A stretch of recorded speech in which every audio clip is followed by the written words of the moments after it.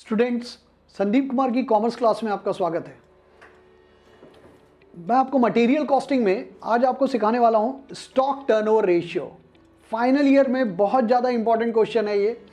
TY में या आप कभी अगर एमबीए वगैरह कर रहे हैं तो वहाँ पर भी ये क्वेश्चन हमेशा पूछा जाता है। स्टॉक टर्नओवर एक्चुअली स्टॉक के साथ रिलेट करता है टर्नओवर। यहाँ टर्नओवर से सेंस हो जाता है cost of goods sold.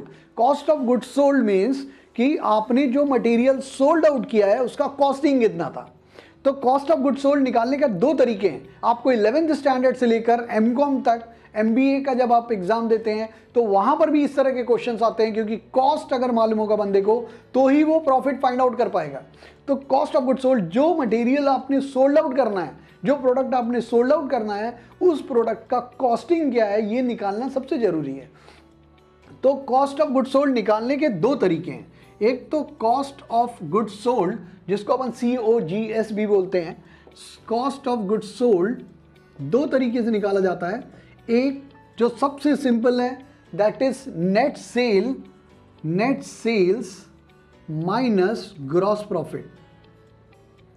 Net sale को अगर आप ग्रॉस प्रॉफिट से माइनस कर देंगे तो भी COGS आ जाएगा। ये एक तरीका है। दूसरा तरीका है आपको opening stock plus purchases minus closing stock. अभी यहां ध्यान रखेंगे कि मैं लिखा नहीं हूं कि परचेस रिटर्न माइनस करना होता है। दैट इज अंडरस्टैंडिंग कि अगर परचेस में कुछ परचेस रिटर्न है तो वो आपको डेफिनेटली डिडक्ट करना पड़ेगा।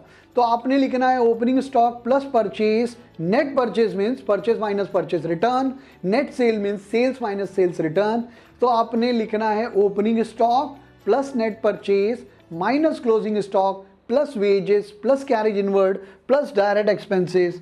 Carriage inward plus direct expenses means all the expenses which is debited to the trading account। all the expenses जो कि ट्रेडिंग अकाउंट के डेबिट में लिखे जाते हैं वो सब हम यहाँ पर ऐड कर देते हैं, तब जो निकल के आता है उसको बोलते हैं COGS।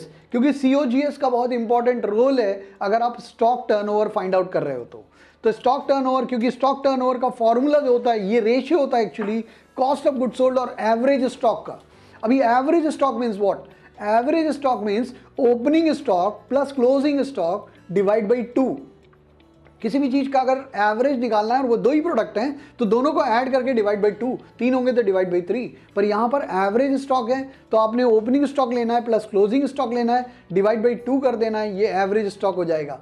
तो आपको स्टॉक टर्नओवर रेशियो अगर कभी पूछा जाए तो स्टॉक टर्नओवर रेशियो का एकदम सिंपल फॉर्मूला है COGS divide by average stock. COGS divide by average stock. लेकिन एवरेज स्टॉक में ध्यान रखिए, average stock opening plus closing divide by 2, जो फाइनल आंसर आएगा वही लिखिएगा।